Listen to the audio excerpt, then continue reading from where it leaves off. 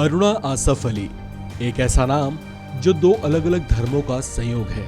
अरुणा हिंदू जबकि आसफ अली एक मुस्लिम नाम। अरुणा आसफ अली भारत की वो महान स्वतंत्रता सेनानी थीं जो थीं तो एक हिंदू ब्राह्मण परिवार से, लेकिन उन्होंने शादी की थी आसफ अली से जो पेशे से एक वकील और कांग्रेस के नेता हुआ करते थे। इस तरह से शादी के बाद उनका नाम पड़ा अरुणा आसफ अली। 16 जुलाई 1909 में एक बंगाली ब्राह्मण परिवार में इनका जन्म हुआ था। पिता उपेंद्र गांगुली एक रेस्टोरेंट व्यापारी थे। ये वो दौर था जब भारत की पहचान एक गुलाम देश के तौर पर थी। स्कूलों में अंग्रेजी तौर तरीकों वाली पढ़ाई हुआ करती थी और उम्र की बढ़ती दहलीज पर युवा दिलों में सवाल उठा करते थे कि आखिर हम गुलाम क्यों हैं। स्कूल में पढ़ाई के दौरान ही अरुणा के मन में भी यही सवाल उठे, लेकिन अपने सवालों के जवाब तलाशते तलाशते उनके दिल में क्रांति की चिंगारी भड़क उठी। दिल में इन्हीं भावों के साथ उन्होंने आगे की पढ़ाई लाहौर से की। यहाँ से स्नातक की डिग्री हासिल करने के बाद इन्होंने कलकत्ता में बतौर शिक्षिका अध्यापन का काम शुरू किया। इसी दौरान इनकी मुलाकात आसफ अली से हुई जो एक वकील होने के साथ साथ कांग्रेस के नेता भी थे। ये वही थे जिनसे इन्हें प्यार हुआ और आगे चलकर दोनों ने शादी भी की। लेकिन ये इतना आसान भी नहीं था। उस जमाने में एक ब्राह्मण कन्या का किसी मुस्लिम युवक से विवाह किसी बड़े सामाजिक चैलेंज से कम नहीं था।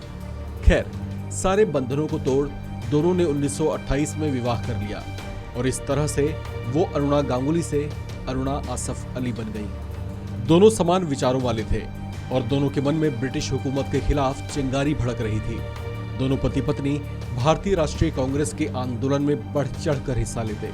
1930 में बापू के नमक सत्याग्रह आंदोलन में अरुणा गिरफ्तार हुई और उन्हें 1 साल की सजा मिली। 1 साल बाद जब वो जेल से रिहा होकर बाहर आई तो पहले से भी ज्यादा मजबूत बनी। उन्होंने फिर आंदोलन में हिस्सा लिया और फिर उन्हें जेल जाना पड़ा।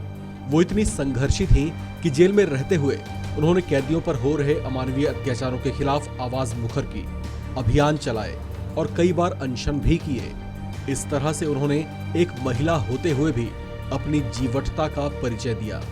दूसरी बार जेल से बाहर आने पर 1942 में उन्होंने क्विट इंडिया मूवमेंट में हिस्सा लिया। इस दौरान उन्होंने मुंबई के ग्वालियर टैंक मैदान में अंग्रेजों को चकमा देते हुए तिरंगा लहराकर अपनी दिलेरी दिखाई।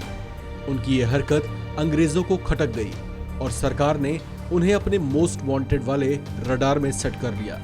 इतना ही नहीं, उन्हें पकड़ने के लिए 5000 रुपए के मोटे इनाम की भी घोषणा कर दी।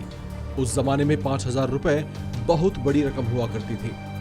1947 में देश आजाद हुआ तो मिजाज में संघर्ष रखने वाली अरुणा और उनके पति आसफ अली देश की सेवा में लग गए। इस दौरान उन्होंने सोशलिस्ट पार्टी का गठन किया जिसका आगे चलकर भारतीय कम्युनिस्ट पार्टी में विलय हो गया। लेकिन फिर जल्दी ही उन्होंने अपनी पार्टी छोड़ कांग्रेस की सदस्यता ले ली और दिल्ली की पहली मेयर बनने का गौरव हासिल किया। अपने संघर्षों के लिए जानी जाने वाली अरुणा आसफ अली को 1975 में लेनिन शांति पुरस्कार से भी सम्मानित किया गया। 29 जुलाई 1996 को इस महान शख्सियत ने हमेशा हमेशा के लिए अपनी आंखें मूंद ली। मरणोपरांत उन्हें देश के सर्वोच्च नागरिक सम्मान भारत रत्न से भी नवाजा गया। इस खबर में फिलहाल इतना ही। बाकी अपडेट्स के लिए बने रहिए वन इंडिया हिंदी के साथ।